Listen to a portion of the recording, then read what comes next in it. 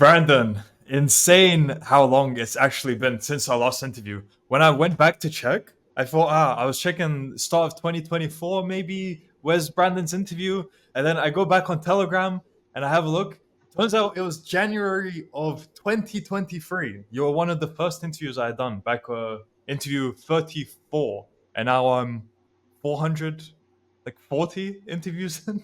So yeah, I guess you hold the title of one of the earliest people I've interviewed, and here we are for the follow up. I'm sure it's insane how much has happened with you.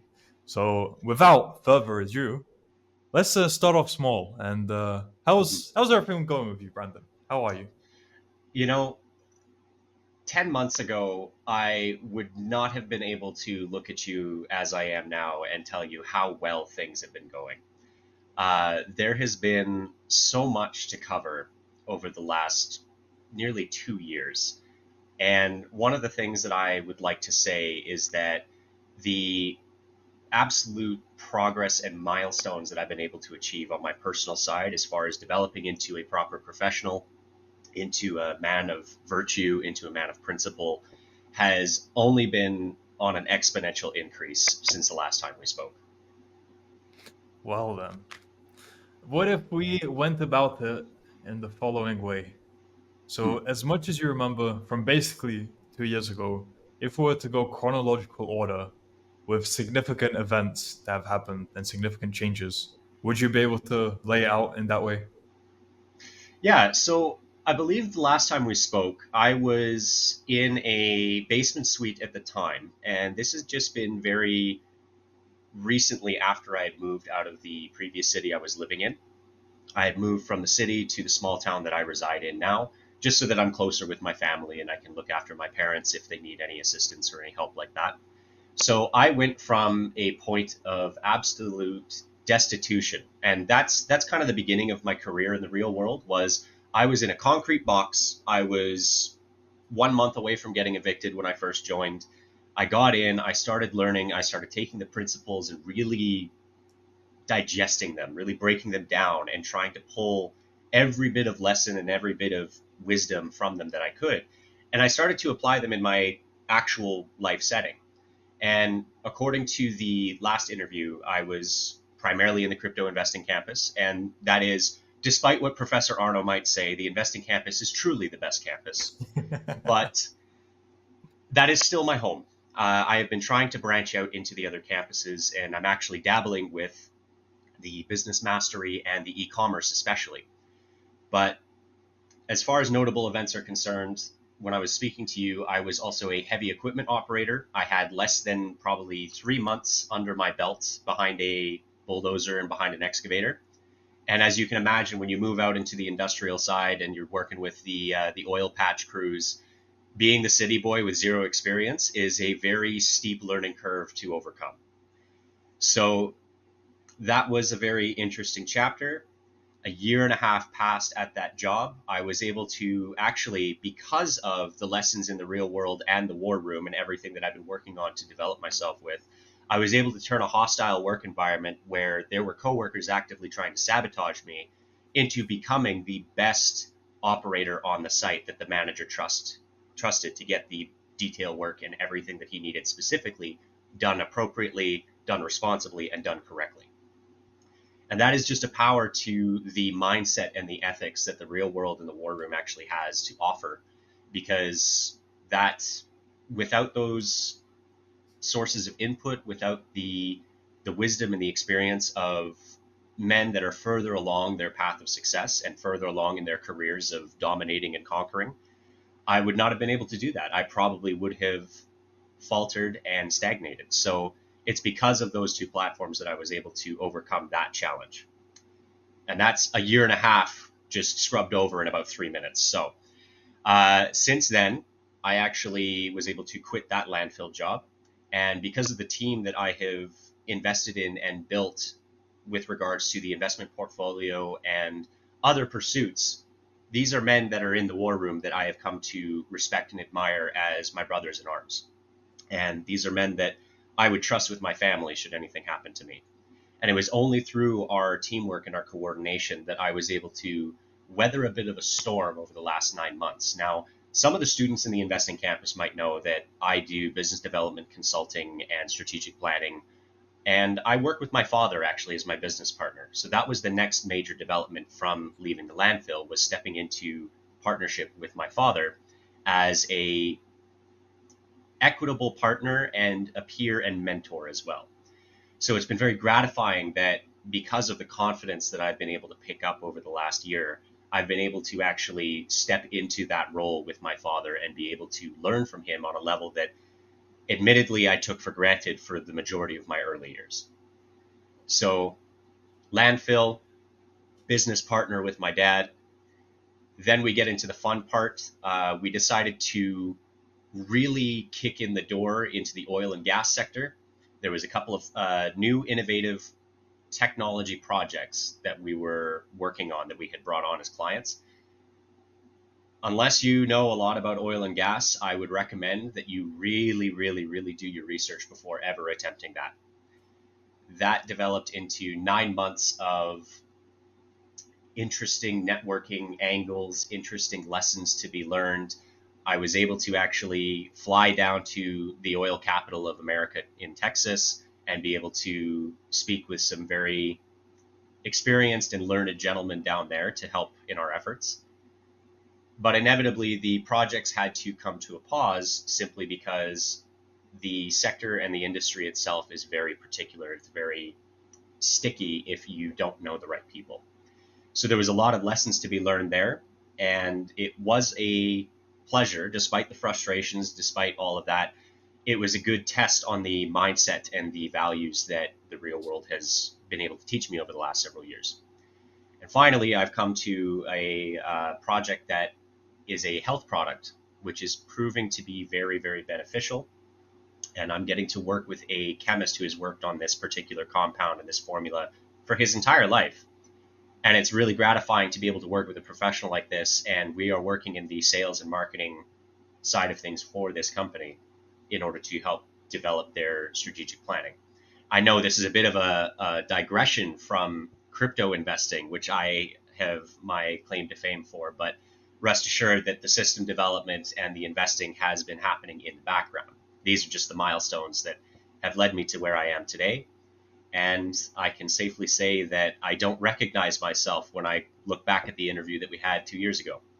So that should be a good capstone for the recapping. Yeah. That was definitely a good brief overview over the past 2 years, summarized in what, about 5-6 minutes, basically. 2 years, 6 minutes. I mean, that's pretty good. I'm trying to keep it held back. Yeah. So, meanwhile, I need to probe deeper now. So, Mhm. back when you said you aikidoed your workplace into becoming the most trusted employee, is how I interpreted it. How did you actually do that? Because that must be a common thing. That's one of the reasons why I didn't actually want to go into a corporate structure, because I hate that in most situations, it's just you need to fuck over the people around you to get ahead. And I just did not want to be involved in any of that. So I guess that's what you were experiencing from your fellow employees. So how do you actually get around that? And how did you, I don't know, Aikido it? I don't know how else to say. The first step was having to make that decision in my mind. I had to look at the situation, and I remember actively having this dialogue as I was just trucking along, and the tracks were just rolling and clanking around underneath me. Sorry, and I had to make the decision. I had to look at the situation and say, okay, I can either let them get to me, I can get let go because of the lies and slander that they are spreading about me around the workplace, or I can take this head on. And what I recognized was I'm going to play a game of chess while they think they're playing a game of checkers. So you have to approach a situation like that as you would anything else. This was war in a corporate sense. And that was one of the big mindset shifts that I had to make, especially after listening to Andrew Tate and a lot of his content. He is correct. Life is war. Life is work. And you have to approach it from that element. And you also have to make the distinction in your mind that work is fun. This is a challenge I now get to be the solution provider for. So that was the very first step that I had to do. And there were a lot of lessons that Professor Luke, Professor Adam, Professor Arno. There's a lot of the mindset lessons that are within the real world that you can really draw from in order to strengthen your own resolve. Because the crux of the message that is behind all of these mindset lessons and videos and courses, everything like that, the crux of it is your work should be beyond reproach. Your competence and your ability should be so far exceedingly high above all the expectations that other people in your respective environment will have. It should be so high that nobody can question your ability to get the job done. No matter if you're brand new to the work site, no matter if you've been there for 5, 10 years, if you're still in your fiat farming job, you should be aspiring to do the very best that you can do in the position that you are in for no other reason than to secure your own ass. And that's kind of a phrase in the oil sector is cover thine own ass. That's from a good friend of mine who's grown up in this industry. You always have to make sure that you are accounting for the vulnerabilities of where could people perceive me poorly? Where could people attack me for not doing something correctly or in full? So the mindset shift was the first step. The next step was taking stock of the resources that I had.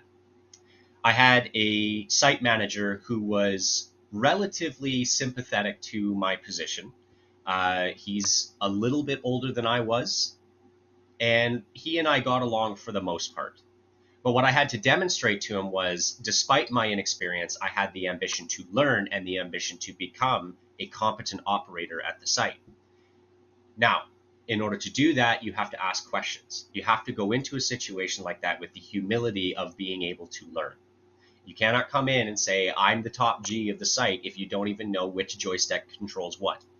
You can't come into any scenario. You can be the solution provider, but you still have to understand when to listen to the experience of others and draw that experience into yourself, calibrate it to your own situation, and then execute it as an effective tool for you to be able to show your competence. So I worked with the manager very directly. I was constantly asking him questions, constantly looking to learn. Thankfully, I had a bit of an ace in the hole as far as my good friend who worked just a level up in the corporate ladder. And he worked on the office and the administrative side of things. I won't give away his position or what he did, but he and I would get on phone calls while I was in this steel steed of mine, this massive machine that just felt so good to drive. And honestly, I would be interested in driving more later on in life, but he and I would be in the cab and he'd be in my ear and we'd be discussing, okay, what are the things that I should be accounting for as an operator? Because he used to work in that position for several years. What are the things I should do? How should I prove myself? Where should I be investing my time and energy the most around the site? So the principles of investment for just using my time and energy really came into effect and really, really paid off in the way that I systemized my day. And I'm saying this specifically because I know there are people from the crypto campus that'll be listening. Systems over feelings goes beyond just indicators and trading view screens. If you systemize your approach to your workday and you optimize your process in which you approach this work, now you're freeing up mental calories for other areas of creative thought or innovative thinking. But if I show up and I do the work regardless of how I feel, and I do it this way that accounts for every single thing that I know I'm supposed to do, now all of a sudden I've freed up so much of my mental space for wondering what kind of proposals I could put together. Where can I put my ambitions towards next? So my friend and I being on the phone for sometimes half an hour, 2 hours a day, discussing these strategies, it was like having a war council. That's how I had to overcome this. So I utilized the relationships I had. I utilized my ability to shift my mindset into a learner's mindset, a growth mindset. And I looked at every obstacle and every challenge that other coworkers put in front of me as a solution to be provided from myself. Very interesting. I wonder if there's any more to dig into there. So it's to actually just summarize it, probably in the simplest words, would be become so competent that they have your employer has no choice but to promote you and give you more responsibilities or get you closer to him. Because I'd imagine you're even even if they were saying things about you, and even if your employer might have questioned those things, if you're the most competent person there, I don't think they can afford to lose you, but they can afford to lose the others. So That's exactly it. You yeah. have to become the most valuable asset on the board. You as the pawn have to get to the other end of the board and develop into the queen so that you're irreplaceable. And to really summarize in the most simplest way, whenever you're encountering challenges like that, or if you're encountering a hostile environment like that, you just have to decide to outperform the bullshit. It's as simple as that.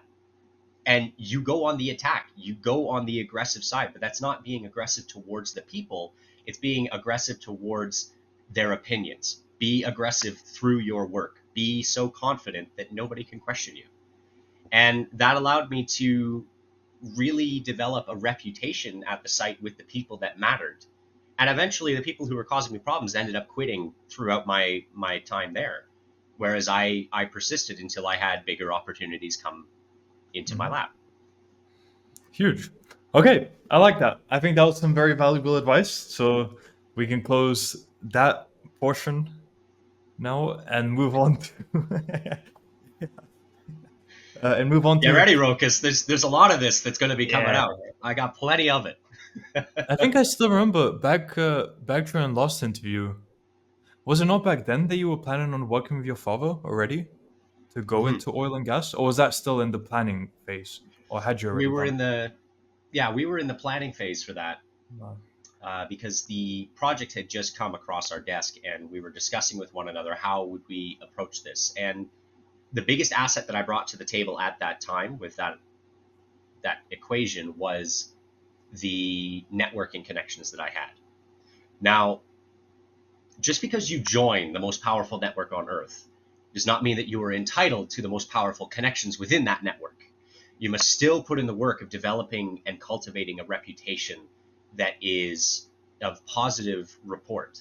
You still have to go out and meet the brothers and the professionals that you are networking with, or you are now connected with just via proximity. And it's the same for any network on the planet. From what I can extrapolate, is just because you join does not mean that you're going to be seen as the ultimate guru or anything like that. And that's not to say that I had that impression when I joined the war room specifically, but I did know that, okay, I have some relationships with key members in this network.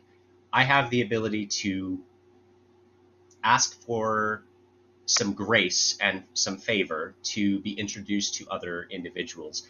But at that point, the power dynamic is shifting in my mind, because it's not only my reputation now that I'm upholding, it's the reputation of those I have asked to introduce me. Mhm. So if I was to say, hey, Professor Adam, can you introduce me to XYZ? These guys are really big players in Australia, and I think you guys are bros. I'd love to meet them. Well, now I have to represent myself, and I have to represent Adam as well. If I don't understand that that reputation is now more delicate and more valuable than my own, the fallout that can come from that is just awful. And Mhm. one of the best case studies that can be seen about the delicacy of reputation would be the Tate brothers and their court cases. If they were not above reproach and they did not have the reputation to connect them with the legal professionals that they had, well, I won't dwell on speculations, because they have achieved a very significant win recently. So, but the point is that you step into a network, and whenever you ask a favor, you ask for an introduction, you are now representing that person that you have asked in addition to yourself. And you still have to put in the work of investing your time and energy into building these relationships that are in these networks to be able to draw upon the expertise and the connections that they have. So, all that to say, the war room was the biggest asset that I brought to the table stepping into oil and gas. And I was able to reach out and speak with some very key people that could connect us in the industry. But just because they're connecting us, that doesn't mean that now they do the work. The work is now on my half in order to bring forward and bring to completion. So that's where the inception of the business partnership with my father and I really started. Was I looked at him and I said, you know what? I feel as though as a young man, I now have something of value to bring towards you and the family business. I'd like to buy in. What is it going to take to buy in and become your business partner? Now, that unlocks a whole different level of a relationship dynamic, let me tell you. Because I've always, excuse me, I've always had a very good relationship with my father. In fact, he's one of the men that I would say it is because of God and my father that I'm the man I am today. And everything else that I have picked up and learned in my travels from other various mentors have only complemented the intrinsically core values and the core principles that I hold as a man stepping into the realm of business. So now I get to work with my dad as a peer, in addition to him being my teacher and mentor and my father. So business meetings have a very kind of unique twist to them, I'll say. And but it's great though, because I get to learn everything that he's been talking about. And for context, my dad is a business development and sales coach for 25 years. He has consulted on many different projects. When he used to work in the insurance industry, he actually got the record for the fastest time from entry level to top salesman in the insurance branch because of his outside of the box approach to renewals and cultivating clients. So I've been surrounded by business, sales, entrepreneurship, everything like that. I've been surrounded by that my entire life. But it's only in the last probably 2 or 3 years that it's really started to all click into place. And I'm really starting to understand the value of what my dad had and what he had been teaching me throughout the years that I may have taken for granted as a silly teenager that just doesn't listen to his parents, right? We all go through that phase. And trust me, the older you get, the better the relationship feels, especially when you're able to initiate it, whether you're in a good standing or bad. You have the ability to make the decision to build that bridge, regardless of where they're at. Meet them at the level that they're at, build that rapport, build that relationship, because it's one of my biggest ambitions now to make sure that my mother and my father have a retirement plan available through my work efforts. I don't want a Lamborghini and I don't want a Ferrari or a McLaren or anything. Those things are fun, those are nice, but I'll have more gratification knowing that their house is paid off completely and that they don't have to worry about paying for anything for the rest of their lives.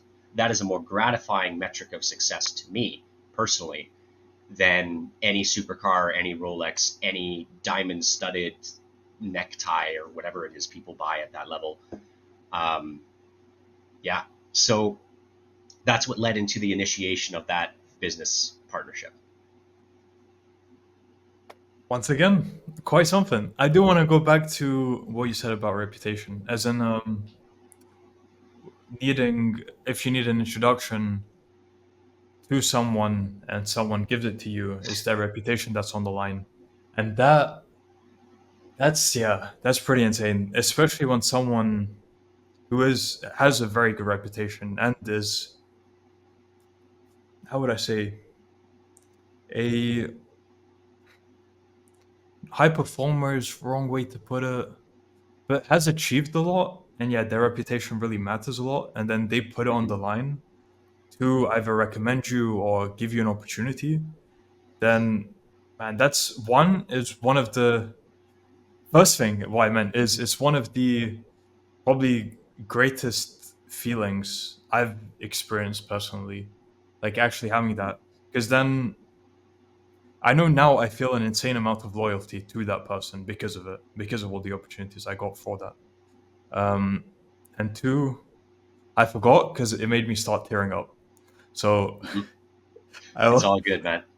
I I will to to edit build on that. that point, like to build on that point, when I put this tracksuit on and I wear this emblem, I wear this dog tag, in my mind, I am now an ambassador of the brand that these sigils represent. I'm not only representing myself, I'm representing the brothers who have reinforced and changed my entire life that I am working with day by day. I'm representing the men of the province that I am in that are a part of these networks. I am representing the global international standard that this network represents. So every day, whenever I put these symbols on, and even when I don't have those symbols on, I am still representing the real world and the war room. Every single person that has been contributing to my development, I am an ambassador and a diplomat on their behalf. So my conduct and my behavior matters despite however many eyes might be looking. So when nobody's looking, it matters because I see it. I'm right there. So it matters to me. If it matters to me, it would matter to any one of my brothers that's around me. And if it matters to them, of course, the ripple effect is out there. So I put this jacket on in this interview, and some people might look at it as, oh, hey, Ravoso has an interview. This is cool. We get to see the next chapter. But realistically, every student, this is a belief that I have, every student that is within the real world, regardless of campus, you are a representative and an ambassador of the Tate brand. So your conduct, your success, your professionalism in all arenas matters. And so that is the level of duty and honor that you have to adopt, especially when you're stepping into these kinds of networks. If you really want to go up to the top echelons and the top levels, you have to understand that money can be replaced.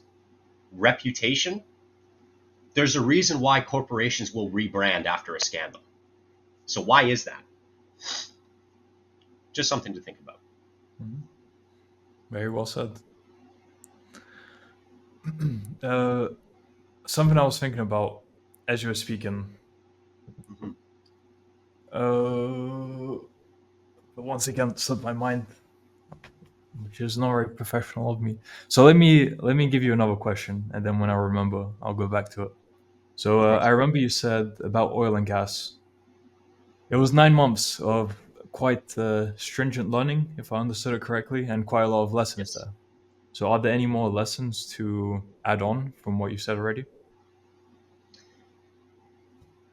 What I would say is it showed me the importance of ruthless self-accountability. And I've spoken about this in the Investing Campus before, where ruthless self-accountability isn't looking in the mirror and shouting at yourself and calling you a bunch of negative names just because you made a mistake or anything like that. When you use the term ruthless in this context, what it means to be ruthlessly self-accountable is to always be observant. Be aware of every single behavior or tick or things that you said, and always ask the question, how do I optimize my process? How do I optimize what I did? How could I have done this in a better, more effective way? Say if I'm going into a consulting meeting, what are the ways in which that I could have portrayed the pitch of value better? What are the ways in which I could have built rapport with the client better? Same thing with an interview. In what ways can I maintain my eye contact? How can I continue to remain composed and have a good posture? How can I continue to speak confidently and be aware of the speech tags that I am letting through, or if I'm keeping at bay? All of these things, it's just looking at yourself through a very, very close lens, and to do so with the intent of asking the question, what can I do better? What did I do well? How can I improve on this? Those are the two questions that you should be asking, but always, always, always, always, always be self-accountable to a ruthless degree for all the variables that are within your control. And so why this is important is because I had a situation with not a client, but a potential customer for the piece of equipment we were dealing with. And this piece of equipment on paper is very, very interesting, very appealing, and very enticing. We were dealing with a component and a module. I'm not going to get into all the details because we've had to let that project go, unfortunately. But the entire module was designed to increase the production efficiency of well sites. And the numbers that we had were to the tune of 20% increase in overall production. If you understand anything about the numbers that are in oil and gas, 20% is a large number, especially when you're dealing with the dollar figures that they deal with on a daily basis. You don't even have to really do the math to understand what that means. So We had this increase in production. It was designed to be self-sufficient, fueled off of the site that it is connected to. The customer that we were dealing with, and I had the pleasure and the honor to be working with a consultant who had been in the industry for 40 years. He had introduced me into this meeting. He was at the table with me. So he was taking the front seat and I was his co-pilot. According to him, I did everything right in this encounter with this customer. And throughout the entire process, I made sure I was aware of my tone. I was aware of the timing in which I followed up. I was aware of when I was being pushy on pitches, when I wasn't. All of these metrics I was constantly being aware of. They were constantly churning in my mind to a painful degree, I'll admit, at the time. And what ended up happening was the client decided to slip off the hook at the very last minute. So looking at that situation, it's very easy in that situation to make the excuse that, oh, well, this is a fickle industry. Oh, they weren't actually a serious buyer. They didn't do this, they didn't do that. What I was doing was I was looking at every single encounter that I had and asking myself, okay, what could I have understood about these processes better? What could I have done to portray the unit in a more positive light? What could I have done to make the follow-ups more smooth and more opportune for the client? All of these different questions. I had to look at myself, and I really put myself through a critical lens to figure out where I may have slipped up, what I could have done better, and that's what I chose to focus on. So it was lessons like these that the oil and gas industry revealed to me on the sales side and on the technology side, because this is an industry. What I learned, especially about the community in oil and gas, it's very small. Despite being across North America, it's a very, very, very small, tight-knit network of people. And I have several members of the War Room that I have to thank for even getting us into the doors that we were able to get into. And I have their experience to really thank and appreciate for the understanding that they gave me about the way that this culture and this particular group works. And so when you're stepping into it as the new guy on the block, you have a new technology, could be a snake oil salesman. They don't know. But if you don't have your hands dirty, if you don't have calluses on your hand, if you're not used to changing hydraulic lines in minus 45-degree weather when everything sucks and it's cold and awful, and you haven't put in the sweat equity and the suffering and the bloodshed, they won't respect you. Which is why I'm thankful for my time at the landfill, because I had a few stories that actually were able to get the people at the table to open up. They're looking at me and they're talking about bashing their fingers in, and I was able to step in with that hydraulic line story, and I'm like, yeah, man, shit sucks. I don't ever want to change another line in my life. And then, we all laugh because we all know we have to do it. So that was a part of the experience, and that was part of the lesson of what I learned about this community. And I have nothing but the utmost respect for the energy sector and what it accomplishes on a daily basis. But from a sales and marketing standpoint, I have to look at the project.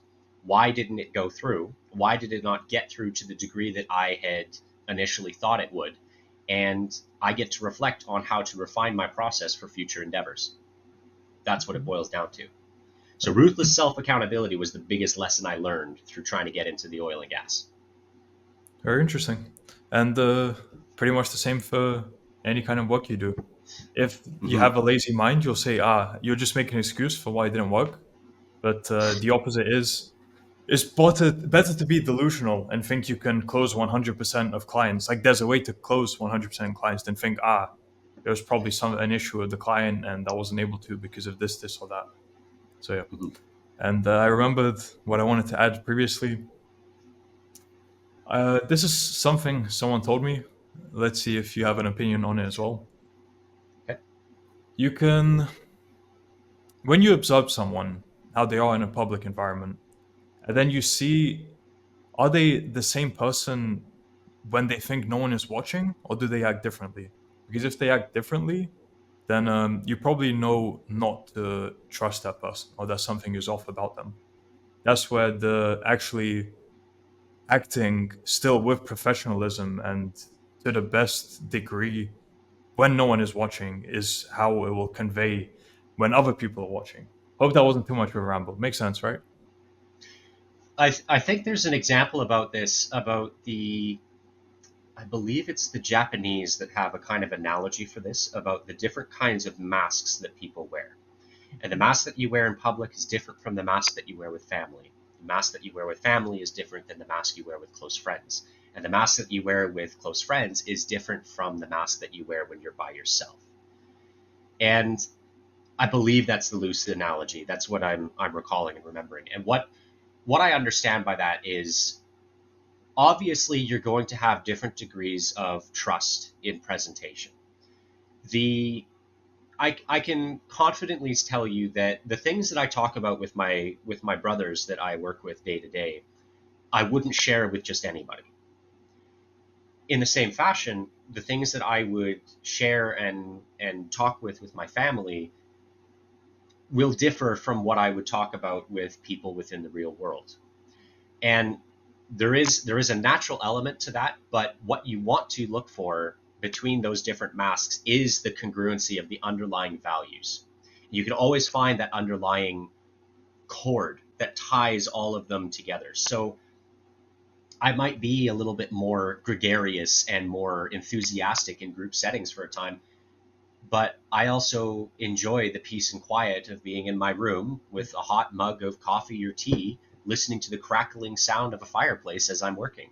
I enjoy the peace and quiet of working on a book until 4 in the morning on a Friday night by myself. But when I'm out and about, you might not actually be able to guess that or know that about me.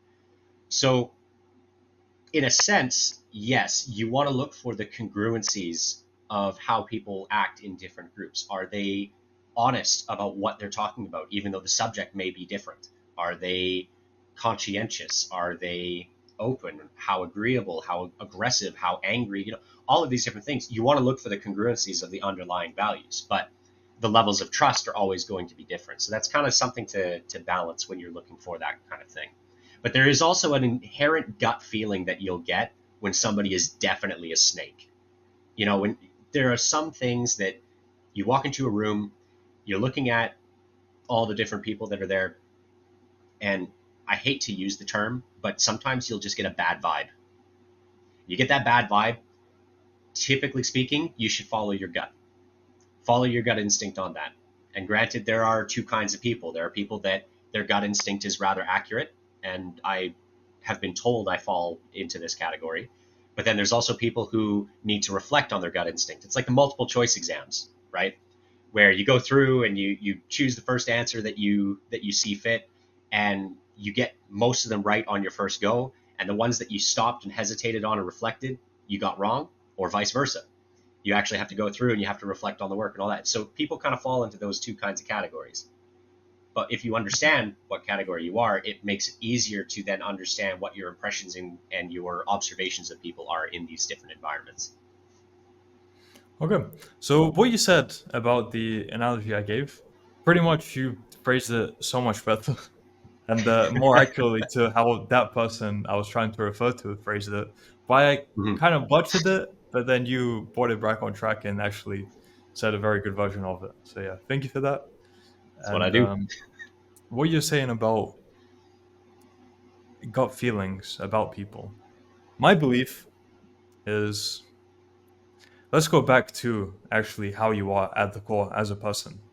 If you're Mhm. someone who lies all the time and is dishonest, I think that changes not an it's not an aura around you, but there's definitely something there. Maybe frequency of your vibration. Because this might sound is esoteric the right word? I don't know.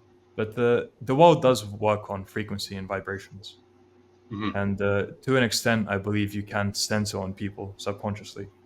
So if you're someone who lives honestly with integrity, then people will be able to sense that, and the opposite as well. If you lie and cheat other people, I think that the energy you will have will be different, and it's something that subconscious of others can pick up on. That's my beliefs. Do you have a different version? I mean, whether it's wavelengths, universal vibrations, the spirit, whatever, like there's an inherent similarity between all of those perspectives.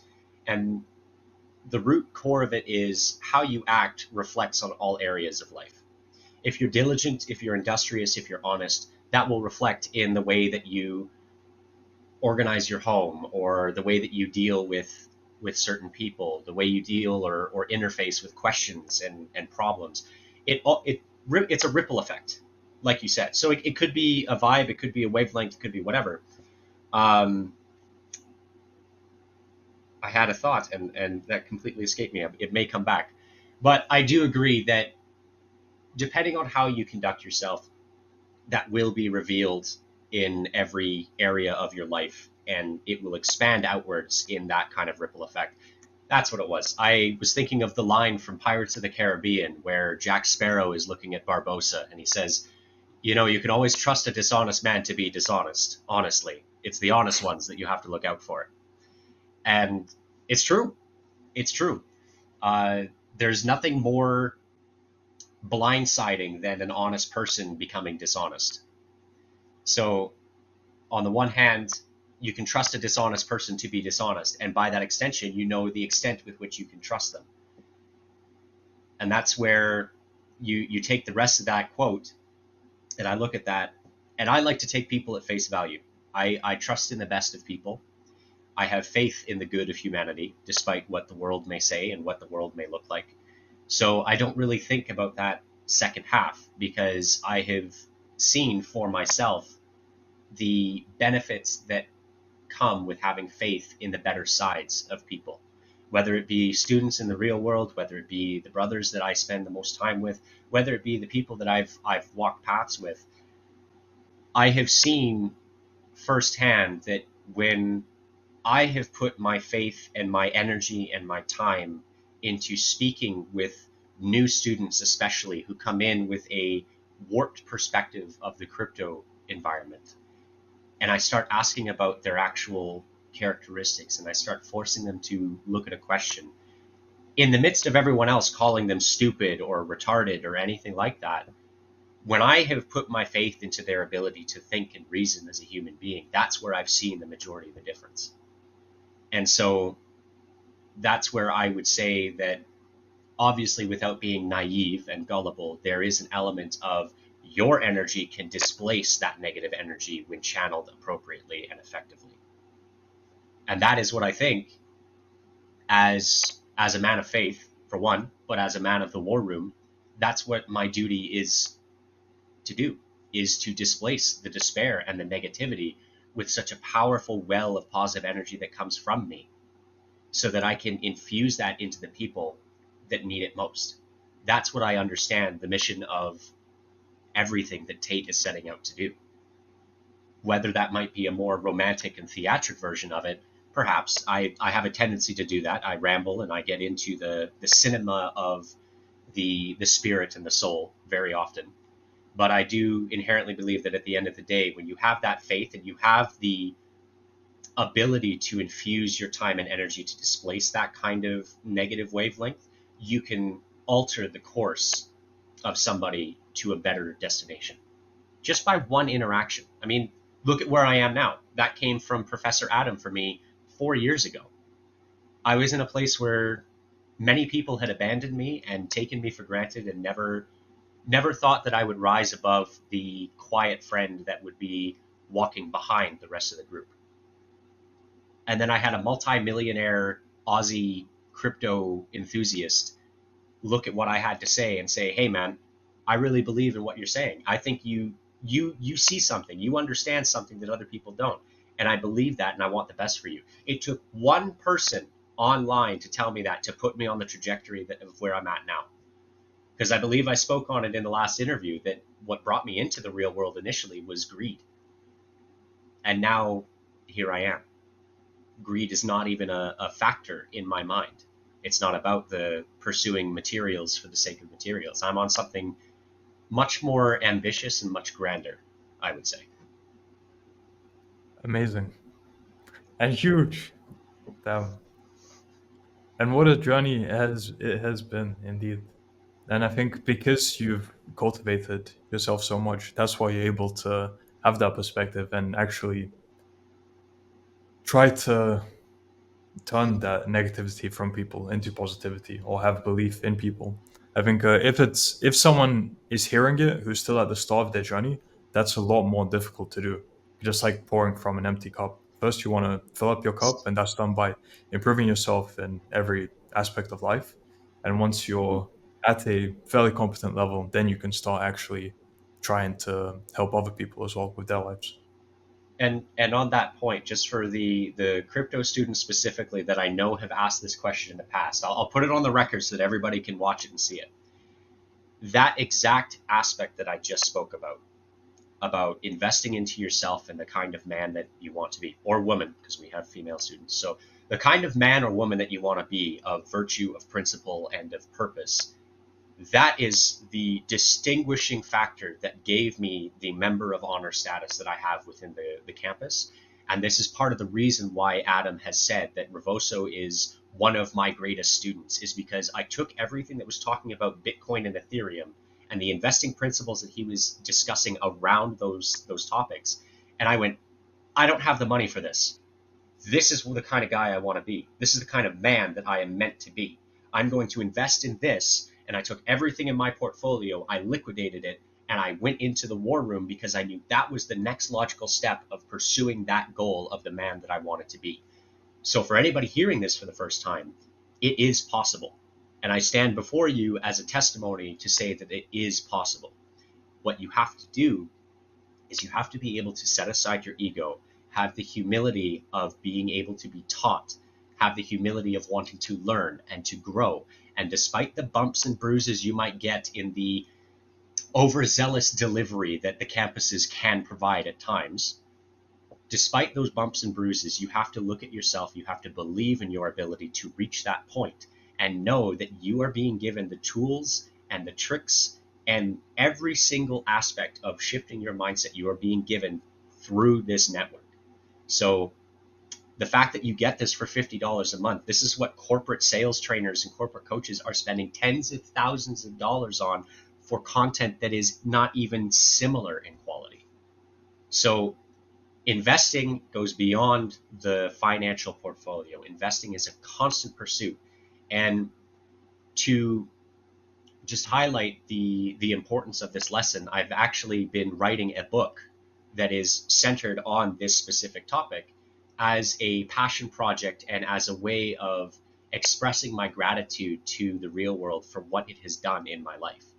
And I'm going to be bringing this book, once it's finished, I'm going to be discussing with Adam and potentially Luke and any other professor that is required to get this cleared.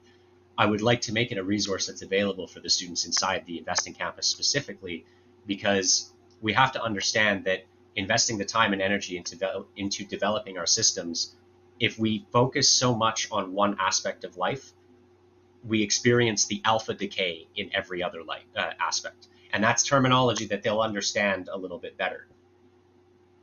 So that is one of the things I've been working on, because it really is important to highlight the principles and values that you need, because it's one thing to acquire wealth. It's another game and another rule set entirely to preserve it going forward. So you can become wealthy or you can become generationally wealthy. It's not about getting rich, it's about getting rich for sure. And that means investing in every area of your life, not just the crypto, not just the stocks, not just the commodities. You have to think beyond just the material. You have to think about the spiritual and the internal as well. Just to clarify, you mentioned Revoso. Who is Revoso? Of course, I know him. He's me. Yeah. So that's a reference to your Instagram account for future. Okay, Yes. then book, very interesting. One thing I did want to add before going on to book was what you said about investing. Maybe I would have said this in a previous interview. That yeah, I had some money from crypto, but I did I mention it back then? Did I tell you anything about my crypto endeavor? We lamented about the fact that we had been psyoped into XRP for a time, and I believe we shared a bit of whiskey after the interview to Must have been off it. Yeah. drown our sorrows from that. Yeah, No, it wasn't even Soros. It was a win-win either way. it was. We escaped Yes, the cult, and that's important. yeah. Well, more than that, it was a time when I realized that, yeah, money. I had money, but I didn't feel any different. I was still just a 22-year-old Mhm. in university without having improved any aspect of my life, except Mhm. I just had more money than before, and I didn't like that. I didn't like that. It was even causing me to stagnate because then I was getting lazy because of the money I had. Yeah. So yeah, I mean, losing it was completely fine, and the remaining money I invested into other endeavors, which then Mhm. led to actually me developing as a person myself, and then networking with people and making a business of my own, building that business, learning all kind of skill sets, all to develop myself as a person again. Because Mhm.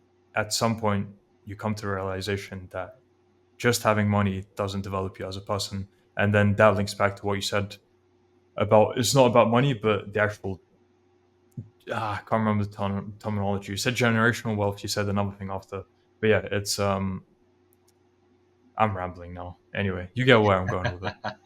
Yes. And then book. Very interesting. They actually write in a book. What's the ETA on that?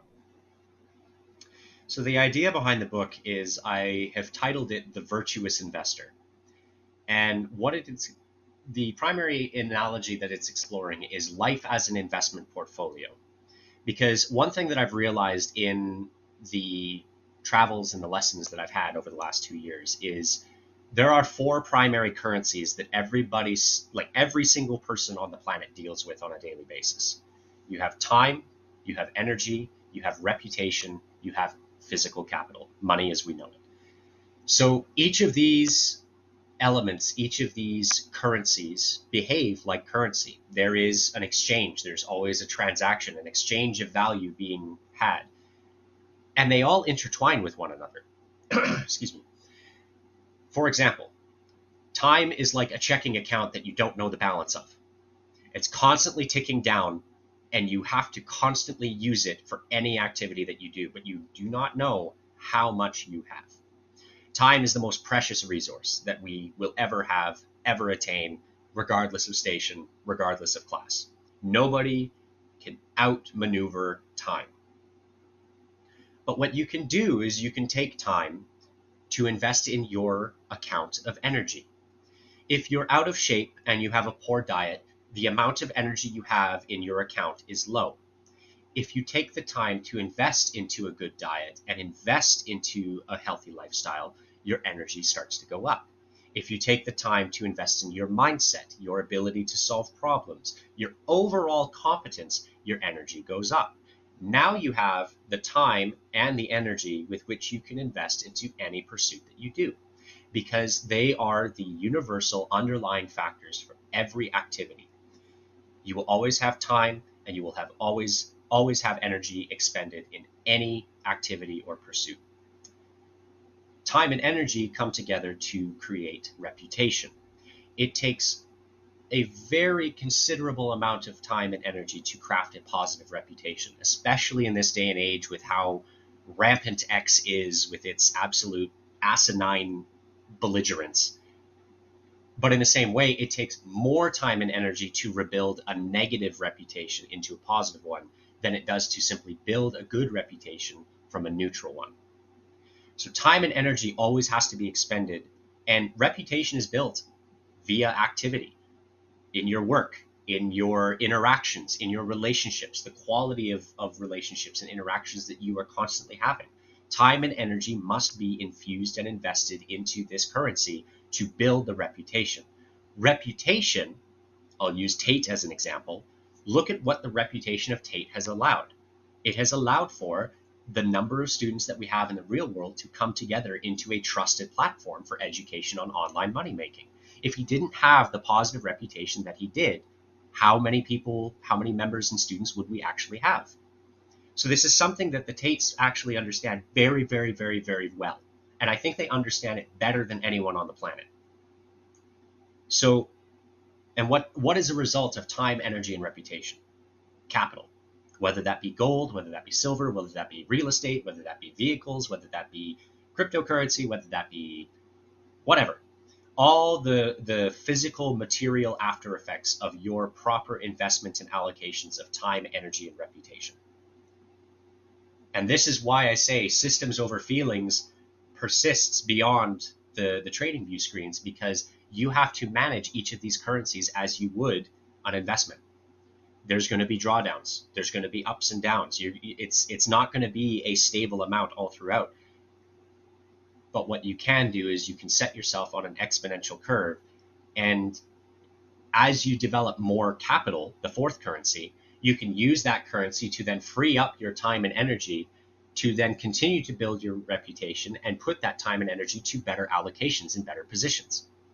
So that's the entire analogy that I'm exploring and relating to with regards to the investment portfolio that everyone has that's titled life.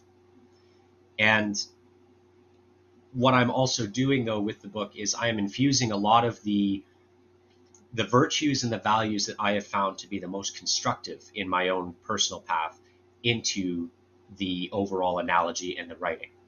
Some people may disagree. That's okay. But I do believe that these resources, if they are stewarded correctly, because we are inherently granted them, whether it be the universe, whether it be God, whatever you believe in, I personally believe that I have been given the mandate that Jesus Christ has told me to steward this portfolio in the most responsible and wisest way possible to create the biggest impact on the planet, which is a positive impact, displacing the despair, displacing the ignorance, displacing everything. If I don't steward my resources that I have been gifted appropriately, what does that say about me, regardless of what I speak about? So that is kind of what the virtuous investor explores, is taking investment principles and relating them to how that actually looks for developing yourself beyond just financial mastery. Mm-hmm. And once again, very interesting concepts. And ETA on that? I'm on the 8th draft currently, and I'm expecting a couple more drafts to go just to make sure that everything is congruent, rock solid, and ironclad. So I'll put a timeline definitely by the new year. So pretty soon. Very cool. Mhm. We'll look forward to seeing that once it's officially live.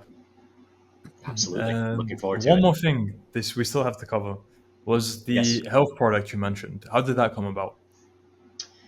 The health products. So this is one of the wonderful giftings that my dad has. I don't know how he does it, but he finds these gold nugget projects in the dirt. Just going about doing his thing, talking with people, letting people know what he does. We had this project put on our desk, and the overall formulation of it is very interesting. It's an all natural product that is sourced from very bioavailable sources. So there's stuff like rosemary oil, Boswarda leaf. The specific leaves and stuff I'm forgetting about, but the primary ingredient is a terpene called beta caryophyllene, or BCP for short. This is the primary compound that's active in the formulation, and this fits all of the vegan narrative that's out there, but it has a potent effect that is similar, if not better, than the cannabis industry's CBD ointments and oils and everything like that, in addition to the non-steroidal anti-inflammatory drugs such as Advil, Tylenol, Robax. And I say this with confidence because I've used it on myself, and as somebody who has a very delicate situation with what I can and cannot use for personal care products, my list of allergies is longer than the Nile River. So it's something that I have to constantly be aware of. This formulation has been a game changer. Targeting anti-inflammation, pain relief, in addition to a whole host of other health benefits that we have been actively curating the academic data on. I'm working with a scientist who has a PhD in chemistry that has created this formulation. And the potential of this ointment, this is where my e-commerce dabbling has come into effect. I actually have a e-commerce store that is now live and able to take orders for these products. And if there's any questions or inquiries about the ingredients and the products themselves, I'm happy to answer those. So I have that on the e-commerce side of things as a distribution center, since we were brought on to consult for this project. And this is actually a project that I believe has such potential that I am going to be submitting a proposal for investment and partnership to the Tate brothers themselves, because of the fact that I believe that this opens a new door for a new arena of conquest and domination within the international marketplace. And I think that because of the lessons and the tutelage that is available in the real world, this could become a very, very potent alternative for a lot of people who are suffering from a healthcare system that has not been interested in curing their condition. It's only been interested in treating symptoms and prolonging business as any business entity would.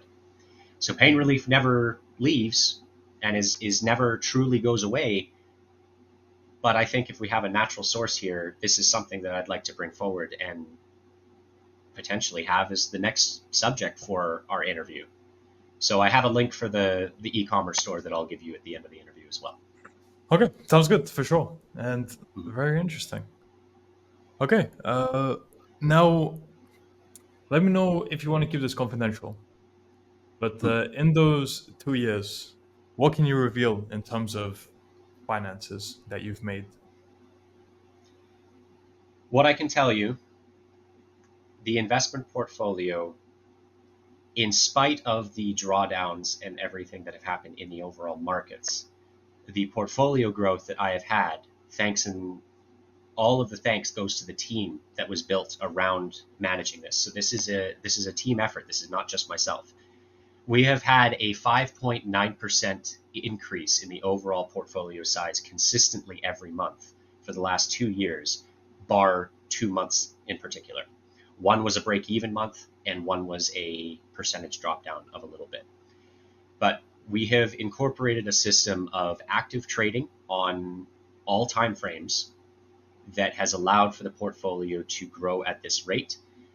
So we are in the moderate 6-figure range currently, and we expect to be at a 7-figure amount by the end of the bull run as it stands now. And the interesting thing is that our system and our portfolio does not wholly consist of cryptocurrency.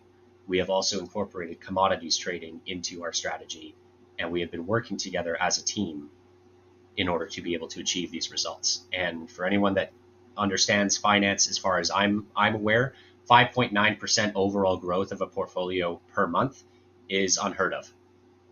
Mm-hmm.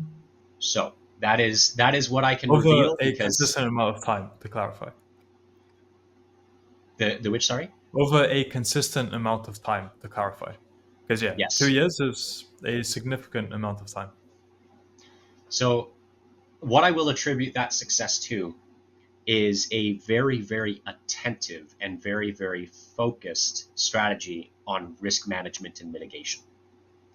It's not about pursuing the massive pumps. It's about ensuring that the drawdowns don't affect us. And that is primarily how we have constructed our system, is through risk management and risk mitigation strategies that both Professor Adam and Professor Michael teach in their respective campuses. What I have to clarify on this point, though, because I don't want anybody to misconstrue what I've said, you must choose one campus or another and focus on it to achieve a level of mastery before you even consider crossing the beams and crossing the streams between both campuses. You must dedicate yourself to one before learning the other, because many people think they can come in and they go, well, I want to make money fast, I'm going to go into crypto trading. No, it takes time to master these results, but the results that you attain through the investment of your time, energy, and focus will far exceed any short-term pumps that you would ever experience in the market. And so I legitimately, all gratitude to the team that has come together, that we have cultivated. All thanks and gratitude to Professor Michael and Professor Adam. They have been the most pivotal mentors in our pursuits with this, and this success would not have been possible without the real world on the several fronts that are involved. So that is the source of the finances that I can reveal at this time, because I understand that before I was very much focused on the self-investment, but the last 2 years have been the demonstration of working in silence. So Okay, very cool. And I think that's a good way to wrap up then, because we're already past an hour, which flew by. excellent. So since this began in the real world, pretty much, what advice would you have to people who say, you know what, for $50, I'm unsure about joining because I might get scammed? So yeah, what advice would you have to them? Okay, I have to choose my words carefully on that because there's a lot of people that I would be giving this exact message to. What I would say is you come in expecting how to earn money quickly, and as time progresses, you start to lose sight of who you were before. The real world focuses on teaching you not only how to make money online, but how to be a competent professional in every area of life that you decide to set out upon. And I speak to that with absolute confidence that the mindset lessons, the physical training regimens that are encouraged, you will not recognize yourself 1, 2, 3 years after being in the real world. And the fact that you get this for $50 a month, when you look at Ivy League schools and who graduates from them and how much money they make and their physical condition and the overall happiness that they get out of life, I feel more fulfilled after joining this platform. And the fact that I get it for $50 a month is an absolute steal. In fact, that's really all that can be said. I can point the finger and say that it was the confidence, especially. This is an important note that I would like to put out there. It was the confidence that the real world has instilled in me, in the fact that people believe in my success and my story, and the fact that you're interacting with people every single day that have a similar mindset of they want to do better for themselves and for their families. It gave me the courage and the confidence to truly pursue my faith in Christ, and my life would be unrecognizable if it were not for that fact. So the real world not only gives you money-making tools, but it gives you the confidence necessary to pursue even the darkest depths of your own self and to prevail and come out stronger than before. That's what I would say. Quite an answer there. All right. Thank you for that. And now, for people who want to find out more about you or contact you, where can they find out? Who is Revoso? Well, I have an Instagram that is at whoisrevoso. We'll provide the text here. I will be creating an X account for Who is Revoso, even though I do not use social media very often. If I get any random friend requests on Facebook, I will ignore you and I will be very annoyed. Please leave that for my friends and family. And the e-commerce store that I have is rnr-market.com. And that is where I am trying to provide an alternative platform for trusted, vetted sources of health solutions and health products that will allow you to rest assured that every product that I bring on is personally vetted by myself. And this is very important because I have a bone to pick with the traditional medical system. To put it succinctly, the overprescription of a harmful drug stole 14 years of my life away from me that I am only beginning to pull back and go back on the offensive for. So I have had 14 years of my life stolen away from me. I will rebuild this. And so this is why it's important that I am developing a platform and a brand that I want to help other people who have experienced similar ailments and similar situations to me, but also be a trusted source for anything to do with health supplementation, recovery, relaxation, all this sorts of stuff. So that is the e-commerce site, rnr-market. And then, of course, well, you'll find me in the real world as at Revoso, and I am also in the war room for those who are yet to get in there. I would be loving to hear from any one of you that joins. Okay, and just want to add what you said about skin issues. It's insane how much just some kind of skin steroid, I mean, creams that are steroids are prescribed just out of nowhere. Oh, you have this issue here, have this steroid. And then it just gets worse because then, it worked for the first few months, now it stopped working. What can I do? Oh, yeah, double the dose, just put on more, or like have another Mhm. one. It's just, I say this because, yeah, I know people who have experienced similar things, and it's quite infuriating how common that actually is, and they don't actually have another solution. It is just kind of a short-term thing. Maybe removes it short-term, but then makes the situation even worse long-term. And that's our modern medical system. So yeah, what you're saying, hopefully that will have a big impact on that field, if I can say that. So, It would be my absolute pleasure to be able to help anybody in that situation. and now that was quite an interview. 1 hour, 10 minutes. Let's see. So you said Aikido workplace, then we went to business development, working with your father, actually partnering with him, buying into the business, which again is quite a situation to be in. Actually, being able to buy into it instead of, ah, I use daddy's money to do this, but no, you done it yourself. Again, uh, it's all about competence, developing yourself. The Yes. virtues you talked about, then oil and gas, how important network is, the lessons you learned from that, reputation, and now what you're doing with the skin products. That's quite a lot of things in 2 years. A lot of lessons, a lot of changes.